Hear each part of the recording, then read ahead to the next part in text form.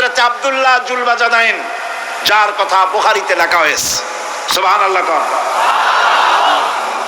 যুবক মানুষ ইসলাম কবুল করেছেন। ইসলাম কবুল করতে গিয়ে বাড়ি ঘর জায়গা জমি কিছুই ছিল না।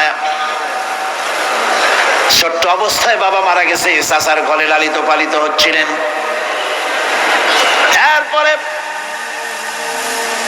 রাসূলের প্রতি ঈমান আনবেন, চাচার ভয়তে পারেন না। হুজুর হিজরত করলেন। আব্দুল্লাহ, তার নাম ছিল আব্দুল উজ্জা, তিনি চলে গেলেন চাচার কাছে। চাচা গো, মুহাম্মদ সাল্লাল্লাহু আলাইহি ওয়াসাল্লাম আল্লাহর নবী, ব্যাপারে তোমার মত কি? তিনি বলেন, আমারও তো তাই মনে হয়। যদি তাই মনে হয় তার উপর ঈমান আনবেন কিনা? চাচা বলে, না, কখনো ঈমান আনবো না।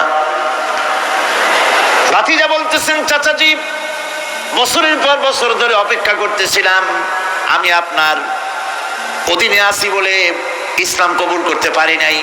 আমার ইচ্ছা ছিল আপনি আগে করবেন, তারপরে আপনাকে দেখা দেখি আমি করব। কিন্তু আপনি যখন ইসলাম কবুল করলেন না, আর করবেন না বলে যখন ঘোষণা দিলেন, আপনাকে উপস্থিত রেখে আমি ঘোষণা দিলাম, লা ইলাহা ইল্লাল্লাহু মুহাম্মাদুর রাসূলুল্লাহ। চাচা বলছে, ভাতিজা, এর পরিণাম জানো? কয় না, জানি না।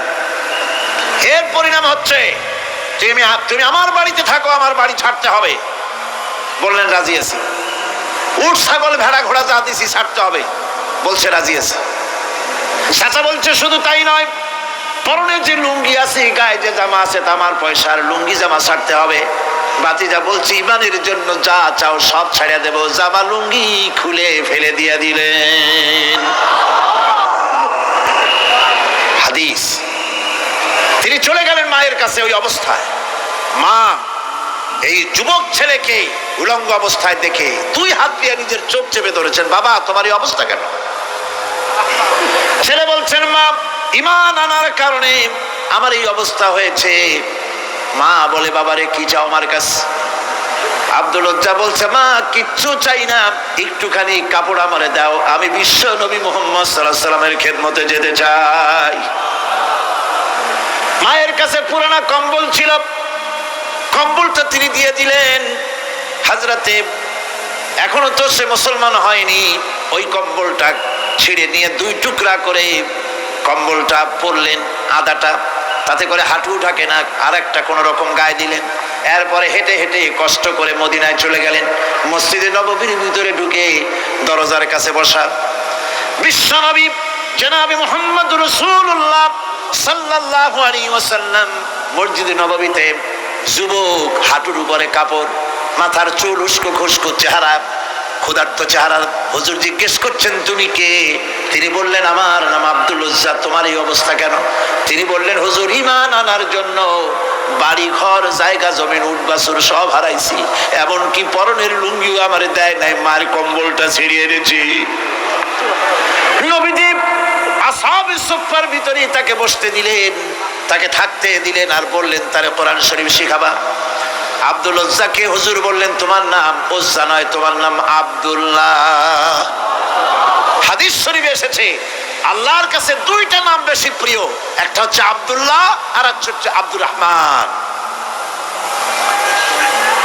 মুসলমান হলেন।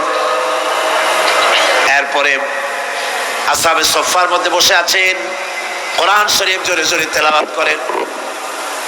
আসহাবে সুফফা রাসূলের কাছে নালিশ করলেন, অভিযোগ করলেন, হুজুর, এই আব্দুল্লাহর কোরআন শরীফ এত জোরে পড়ে, তার চিল্লানির জ্বালায় আমরা বিশ্রাম করতে পারি না।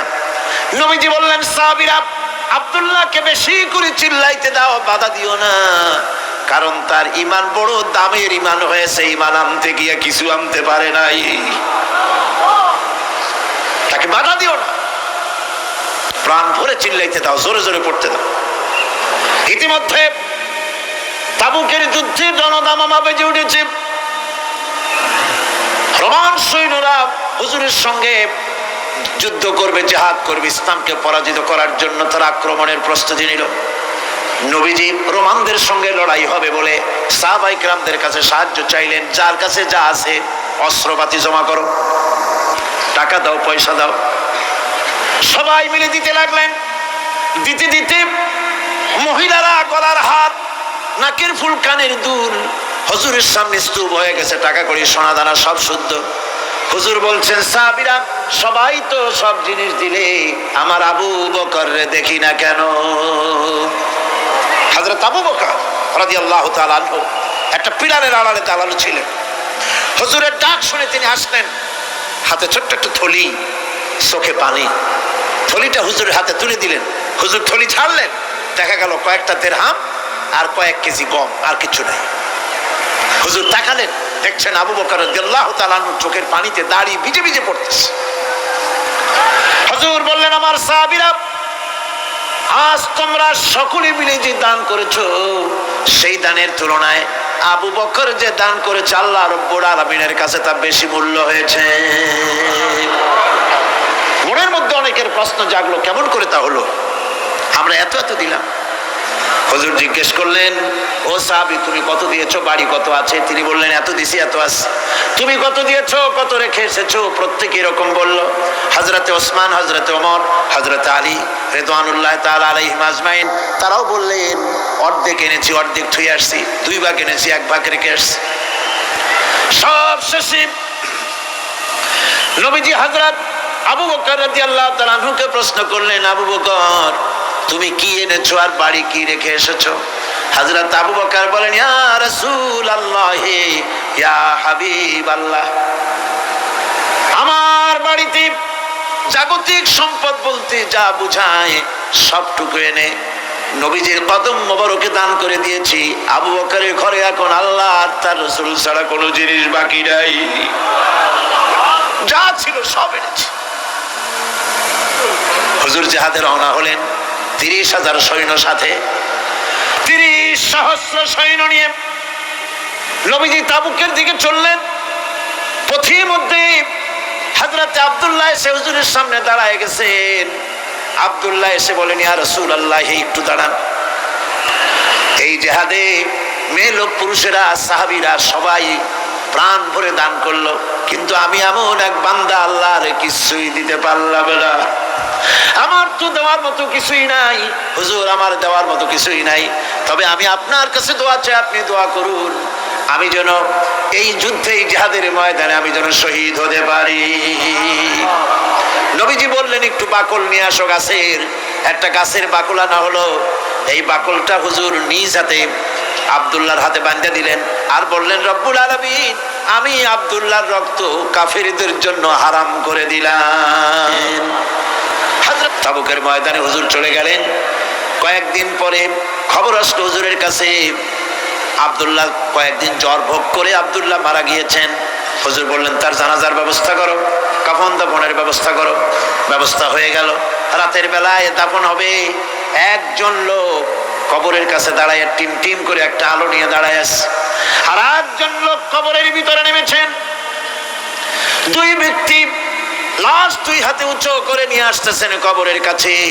যিনি কবরের ভিতরে দাঁড়ানো, তিনি বলতেছেন, লাশ বহন করে তোমরা যে 2 জন আনতেছো, লাশের সাথে খবরদার বেয়াদবি করো না, তোমাদের ভাইয়ের সঙ্গে আদব করো। এই বলে কবরের ভিতরে যিনি দাঁড়িয়েছিলেন, তিনি লাশটারে ধরলেন। কবরের ভিতরে দাঁড়ায় যিনি লাশ ধরেছেন, লাশকে কবরে শোয়াই দিয়েছেন, তিনি আর কেউ নন, তিনি বিশ্ব নবী মুহাম্মদুর রাসূলুল্লাহ। নিজের হাতে হযরত আব্দুল্লাহকে শোয়াই দিলেন। লাশ বহন করে যে 2 জন আনলেন, তার একজন হলেন হযরত আবু বকর, আর একজন হযরত ওমর রাদিয়াল্লাহু তাআলা আনহুমা। আর আলো নিয়ে যিনি দাঁড়িয়েছেন, টিম টিম করে জ্বলতেছেন, তিনি হযরত বেলাল। কবরের ভিতরে হযরত আব্দুল্লাহকে শুইয়ে দিয়ে উপরে মাটি দিয়ে নবীজি কবরের 2 দিকে হাত দিয়া আল্লাহ রাব্বুল আলামিনের দরবারে ফরিয়াদ তুললেন, রব্বুল আলামিন, আমি আজকে সন্ধ্যা পর্যন্ত এই আব্দুল্লাহর প্রতি রাজি ছিলাম, খুশি ছিলাম। আল্লাহ গো, তুমি আব্দুল্লাহর প্রতি রাজি হয়ে যাও। হযরত ইবনে মাসউদ রাদিয়াল্লাহু তাআলা আনহু পাশে দাঁড়ানো ছিলেন। চিৎকার দিয়ে কেঁদে কেঁদে বললেন, আয় আল্লাহ তাআলা, এই কবরের ভিতরে আজকে আব্দুল্লাহ লাশটা না হইয়া যদি আমার লাশ হতো, আমার ভাগ্যটা খুলে যেত। শহীদের মর্যাদা আল্লাহ পাকের কাছে সব থেকে বেশি। এই শহীদের পথ নিয়ামত প্রাপ্তদের পথ, যারা নিয়ামত পেয়েছে পৃথিবীতে, নবীজিন, সিদ্দিকিন, শুহাদা, এরাই হচ্ছেন নিয়ামত প্রাপ্ত। আল্লাহর রাস্তায় জীবন দেওয়ায় যে মজা, পৃথিবীতে আর কোনো কিছুতে সেই মজা নাই। হযরত ওমর রাদিয়াল্লাহু তাআলা আনহু দোয়া করতেন, আল্লাহুম্মা রযুকনি শাহাদাতান ফি সাবিলিক ওয়াজআল মাউতি ফি বালাদি রাসূলিক। আয় আল্লাহ, তুমি আমাকে শাহাদাতের মত আমাকে দান করো। শাহাদাতের তামান্না প্রত্যেকটি মুসলমানের ভেতরে থাকতে হবে। শহীদ হওয়া যাবে ইসলামের জন্য। সবাই হয়তো আসতে পারে, হয়তো এমন সময় আসতে পারে যখন কোরআনের মর্যাদাকে টিকে রাখার জন্য, সুন্নতে নববীকে টিকে রাখার জন্য জান দেওয়া লাগতে পারে। তখন কি আপনারা জীবন দিতে পারবেন? কোন অবস্থাতেই ইসলামী আদর্শের বিরুদ্ধাচরণ করেনি তারাই হচ্ছেন সালেহীন। ইসলামের আদর্শ ছাড়ে নাই, পরিত্যাগ করে নাই, জীবনের সবকিছুর বিনিময় এটাকে আঁকড়ে ধরে থেকেছেন। ইসলামী আদর্শের পরিপন্থী কিচ্ছু করেন নাই। এরা হচ্ছেন সালেহীন। কোন আলহামদুলিল্লাহ। আল্লাহর অনুগ্রহ প্রাপ্ত কয় শ্রেণী? 4 শ্রেণী। নবীজিন। Hello, business owner. Are you tired of dealing with endless financial management, getting your accounting sorted, and handling business finances? We got you. Introducing Awesome. Easy-to-use financial management software paired with an expert accountant. Bin the day-to-day admin. See where your cash flow... শ্রেণী 4 শ্রেণী। নবীজিন, সিদ্দিক। কোন আলহামদুলিল্লাহ। আল্লাহর অনুগ্রহ প্রাপ্ত কয় শ্রেণী? 4 শ্রেণী। নবীজিন, সিদ্দিকিন, শুহাদা, সালেহীন। এই 4 শ্রেণীর লোকেরাই হচ্ছেন নিয়ামত প্রাপ্ত। আমরা বলেছি সিরাতাল্লাযীনা আন'আমতা আলাইহিম গায়রিল মাগদুবি আলাইহিম ওয়ালাদ-দাল্লিন।